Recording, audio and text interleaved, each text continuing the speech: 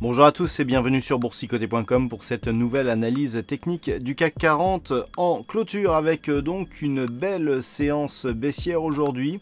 On l'avait senti venir hier avec ici cette clôture juste sous le support des 5060 points. Je vous avais indiqué qu'en cas d'ouverture ici baissière, eh bien on pourrait viser la zone des 4967 points qui était l'extension de Fibonacci de la précédente phase de rebond technique. Et bien regardez, on vient clôturer sur cette zone à 4967,69. Et bien le CAC 40 perd 1,69% par rapport à la séance, à la clôture de la séance précédente. Alors, si l'on élargit un petit peu ce graphe, on peut mesurer l'étendue des dégâts. Ça fait quelque temps que j'attire votre attention sur l'importance de ce support ici des 5060 points. Il a été attaqué à de nombreuses reprises. La précédente attaque ici qui avait eu lieu sous cette zone, c'était au mois d'août de l'année dernière, mais l'incursion ici avait été très rapide. Là, on a la plus basse clôture. Vous voyez qu'au niveau de la clôture, il faut revenir ici à des périodes antérieures à l'élection d'Emmanuel Macron pour avoir une clôture aussi basse. Donc le signal est important, surtout qu'il intervient ici sur une rupture de cette zone de support majeur, sur un gap baissier qui n'est comblé que partiellement. Nous allons revenir dessus.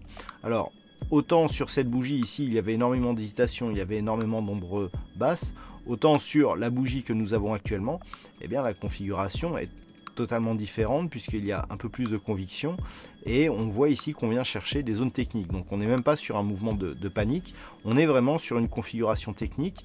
On avait ici identifié le fait que le nombre d'attaques ici sur ce support se multipliait. Le fait que les attaques s'accélèrent montre qu'il y a une fragilisation de ce support et donc un risque de rupture de celui-ci. Et donc le support a cédé sur un gap. Donc on a ici quelque chose de techniquement très propre. Et donc on vient directement ici chercher l'extension de Fibonacci qui était l'objectif en cas de rupture justement de ce support. Du point de vue des indicateurs techniques, nous avons une configuration donc qui est très baissière, avec ici le RSI et le stochastique qui sont en zone de survente, et le MACD qui était toujours en phase de rebond hier, malgré la clôture sous le support, et bien qui repasse ici en évolution baissière, et qui confirme donc la dynamique qui est vraiment descendante sur la configuration actuelle. Donc aucun doute ici sur cette séance, les volumes sont légèrement au-dessus de la moyenne, donc on a vraiment tous les signaux ici d'une baisse qui pourrait se poursuivre. Et donc le fait qu'on ait ici un gap qui ne soit pas comblé, vous voyez qu'on a ouvert ici sur des niveaux à 4991,91, donc déjà sous les 5000 points. On a tenté ici un retour sur les 5000 points, donc on a une toute petite phase ici de tentative de comblement. Le comblement n'est que partiel. Il y a une large ouverture toujours sur ce gap, puisque hier on a clôturé sur des niveaux proche des 5060 points, 5053. Là on vient chercher 5009 au plus haut. On voit qu'on a énormément ici de cotations qui sont restées à l'intérieur de ce gap, et donc le fait ici d'avoir une clôture sous le niveau d'ouverture alors même que l'on a ce gap et alors que l'on a une clôture est un signal assez puissant. Alors par rapport à cette configuration, si maintenant nous cherchons à savoir comment pourraient se comporter les cours du CAC 40 sous la zone ici d'extension que nous avons, alors j'ai repositionné ici une zone qui se situe à 4950 points, zone donc qui pourrait faire office de support, et nous voyons d'ailleurs que cette zone se trouve très proche ici de la zone des 4967 points. Ensuite, si on redescend, nous avons une prochaine zone ici de possible support à 4830 points, là aussi très proche de la prochaine extension du Fibonacci, se situe à 4820 points. Donc ça, ce sont les objectifs, je dirais, dans le cas d'une poursuite du mouvement baissier. Maintenant, par rapport ici à ce gap et par rapport à la forte baisse, nous pouvons noter qu'il n'y a pas de configuration d'excès.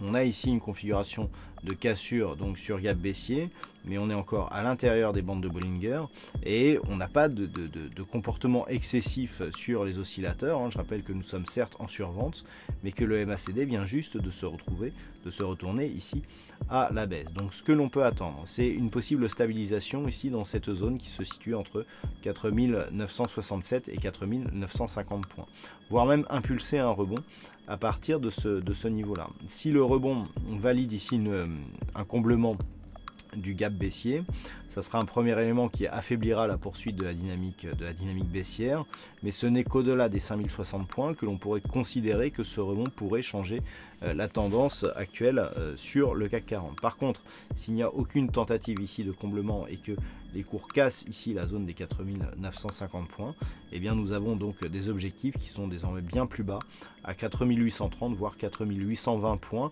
Le fait de venir ici éventuellement chercher la deuxième extension de Fibonacci, déjà c'est un fait très rare, hein, il est rarissime surtout sur les indices tels que le CAC 40 que la deuxième extension de Fibonacci soit atteinte d'une manière directe. Déjà que en général on n'arrive pas à l'atteindre tout de suite ici sur une cassure, là on l'a, mais l'éventualité ici d'un ralliement direct ici sur cette zone est assez faible, hein, la probabilité est assez faible, et donc bon, pour l'instant on visera ici un rebond technique à partir de ces niveaux. Si le rebond technique ne se met pas en place et si ici la zone des 4950 était cassée à la baisse, et bien effectivement on pourrait viser ces niveaux là, hein. Les mouvements baissiers sont toujours plus rapides que les mouvements haussiers. Voilà donc ce que l'on peut dire sur cette analyse technique du CAC 40.